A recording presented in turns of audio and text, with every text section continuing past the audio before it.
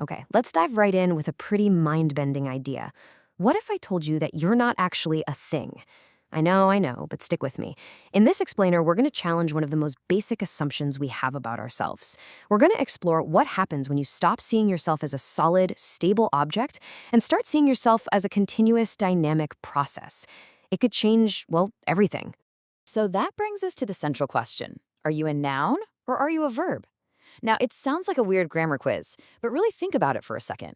When you picture you, what do you see? Is it a fixed static object, a noun, or is it something in motion, a dynamic, constant process? More like a verb.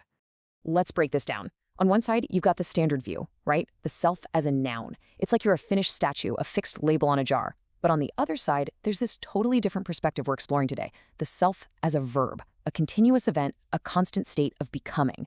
It's the difference between being a single photograph and being the entire movie. Now, you might be thinking this is some kind of new age idea, but it's not at all. Actually, this concept of flow is a super ancient piece of wisdom. You can find it in cultures all over the world, going back literally thousands of years.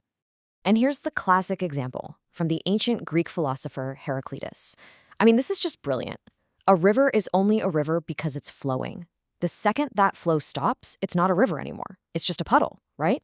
The sameness we see isn't some fixed substance. It's a recognizable pattern of constant change, just like us.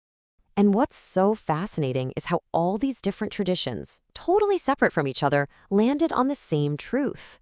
The ancient Greeks saw reality as fire. A process that just vanishes the moment it stops changing.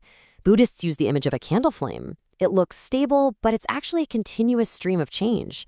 And the Taoists, they saw reality as water, effortless, adaptive, and always in flow. Okay, so we've established this is a big, universal idea. But how in the world does this apply to you? Well, let's use a really powerful metaphor that makes this whole concept perfectly clear. So this whole idea actually has a name, non-duality. It's a big word, but it's a really simple idea, not two. It's this beautiful understanding that the separation we feel, between me over here and the world out there, is fundamentally an illusion. The river and the whirlpool aren't actually two different things.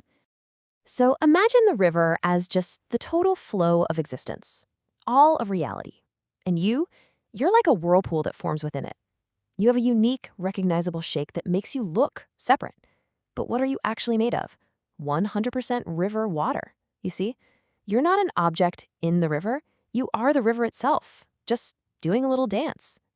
And this right here reveals a super common trap we all fall into. A whirlpool, it gathers up debris, twigs, leaves, stuff like that. For us, that debris is our memories, our personality traits, our history. This collection of junk gives each whirlpool a unique look, and it's so easy to start thinking that we are that debris, but we're not. Our true substance, our very being, is the water itself. Now I get it. This might sound like a nice, cozy philosophy, but let's shift gears now from ancient wisdom to the undeniable biological proof of this whole concept, which, by the way, is happening inside your body right this very second. I want you to just take a look at this number, 98%. What on earth could that possibly be referring to? Take a guess. That is the percentage of atoms in your body that are replaced every single year. It's a real thing called total atomic renewal. You are literally, not figuratively, rebuilding yourself, atom by atom, from the food you eat, the water you drink, and the air you breathe.